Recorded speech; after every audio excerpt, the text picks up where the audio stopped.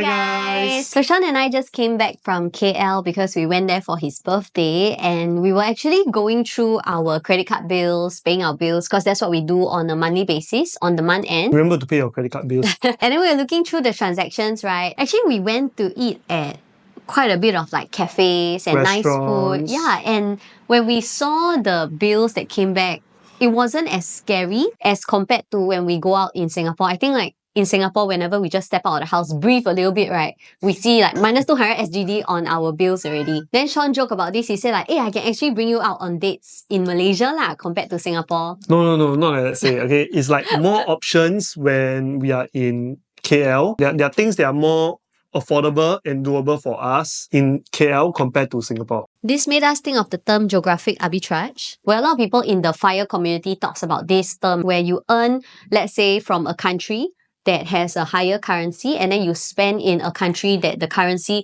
is not as expensive. The cost of living is not as expensive. So I think it's very popular with maybe digital nomads where maybe they earn USD, right? Or they earn pounds. And then they travel and they station at countries like Thailand, like Malaysia, like Vietnam, Bali, where their currency is like 3x, 4x, 24x of their US dollar. I think it's just a strategy that, you know, us who are not super crazy rich are just thinking about how can I enjoy my life a little bit more? How can I not just survive day to day, but more like to thrive and enjoy my life a little bit more lah. Not talking about those crazy luxury kind of things. That's why, right, a lot of people when they travel overseas, right, they like to go to like Vietnam, Bangkok, okay, Malaysia, Bali, because Singapore dollar against those country currency, right, you can actually buy a lot more things. Actually, I saw influencers in Singapore, they are not locals lah.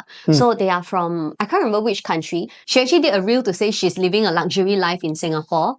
So, I mean, to us Singaporeans, this is not possible. Like, how can I live a luxury life in Singapore where everything is so expensive? But because of the currency difference, she said that she feels like her life is so good in Singapore compared to in her home country. I think the reason is because they are earning a currency that's stronger than Singapore dollars.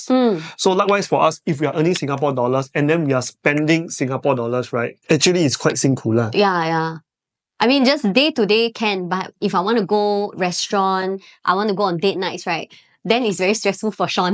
Yeah, like let's put for example lah, because we are using Singapore dollar, we are earning in Singapore dollars. Then when we go to KL, Malaysia, and then we went to Pavilion, a restaurant to eat a ramen, right? It's around $10 Singapore dollar per bowl of ramen. Okay, but if we are eating in Singapore, the bills will go up to $45 for 2 packs, which is around $20+ per bowl of ramen. Then it make us think like, if we stay in Malaysia and then we are earning Singapore dollar, will that be a good idea for us? And on our Instagram, we did share before, we want to retire by 40 years old. We are in our mid-30s already, okay?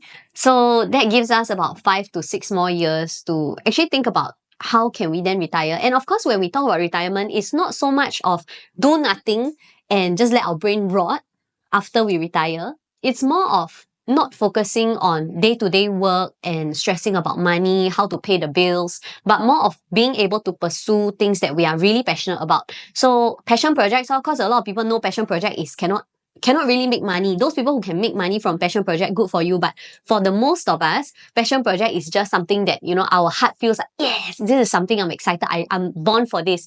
But then just most of the time, it doesn't make money. I think ultimately is doing things that you love. But ask y'all, do y'all like to work? Nobody like to work, right? Honestly, unless you are those workaholic, you like to work. But most people don't like to work, correct? If can, they rather do something else rather than work. And for us, our passion project actually is to be able to foster cats. And in Singapore, for the past like 5-6 years, when we are living in this HDB, because we got this spare room. So what we did was we foster a lot of rescue kittens and cats. We have friends who are rescuers. So they will come and contact us and say, do you have a slot or like a vacancy in your room that you can foster the cats? So the purpose of fostering all these rescue kittens is to nurse them back to health, because some of them are like infested with fleas, ringworms. Most of them cannot definitely survive outside. Like they will get crushed by the car, or they cannot even find food to eat. So what we do is we'll just provide a shelter for them, foster them. So once they are in pink of health, they are spayed ready, we went to vet and check up and everything is cleared, we'll put them out for adoption. Thankfully, all 50+ kittens and cats that we fostered have all been adopted, except for 1 or 2 foster fails that we adopted lah. Then we own self keep, that's why we got so many cats lor. And our thought process is like, right now we only have one spare HDB room and we can help so many different cats and kittens already. Wouldn't it be great if, you know, you have a plot of land that can help way more cats and kittens? And sometimes people adopt kittens because they are small and cute ma. But then the older ones usually don't get adopted so fast, or maybe in the end they get released back after neutering, right? And recently, you know, Singapore got a lot of the news. Those Singaporeans who are watching this, y'all will know lah, a lot of news about abuses and car accidents on the cats and all that. I think in an urban like city, it's very dangerous for cats to be outside. If got nice community feeding, it's okay. But then everybody will go home and sleep, then nobody will protect all these cats. So they are definitely safer indoors. But then you ask us to buy like a plot of land in Singapore, right? A little bit. I don't think in my lifetime I will be able to buy like a plot of land for, you know, not even residential purposes, but really for non-profit. So then that got us to think, if we retire in Malaysia and then we buy a plot of land there, it might be more doable for us, because we have seen on social media a lot of like sanctuaries in Malaysia, right? They are able to help a lot of cats and dogs. So I think maybe everybody got their own passion project. Some people want to help kids, some people want to help underprivileged, some people want to help animals, you know, there are sanctuaries and all that. So everybody help out a little bit. I think it makes the world a better place lah. So we actually have this banter whether living in Malaysia, Kuala Lumpur is a good idea or not. We were like discussing about like what the housing, accommodation, the food, and then also transport. So we were browsing in YouTube and we see these properties all in KL, right? We were looking at, wow, why all these condos, right? The price, right, is the price of Singapore HDB.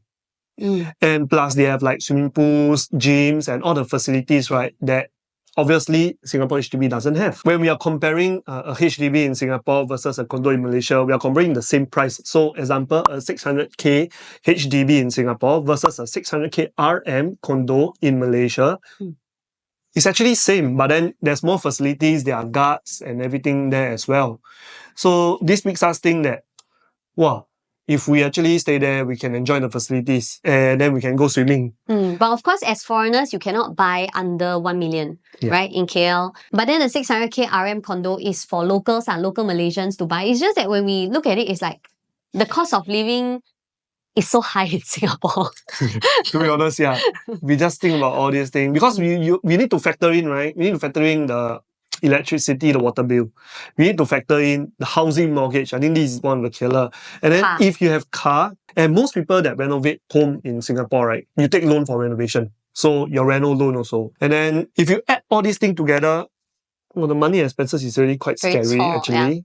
Yeah, so this makes us really, really, really like sit back and really think and imagine what would our life be if we are in Malaysia instead of Singapore, but we are still earning Singapore dollars. Have you guys considered to relocate to another country before to leverage on the geographic arbitrage? Or if you have done it already, can you share some of your experience or leave a comment below to let us know so we can continue to discuss further. So thank you guys for watching and we'll see you guys next time. Bye!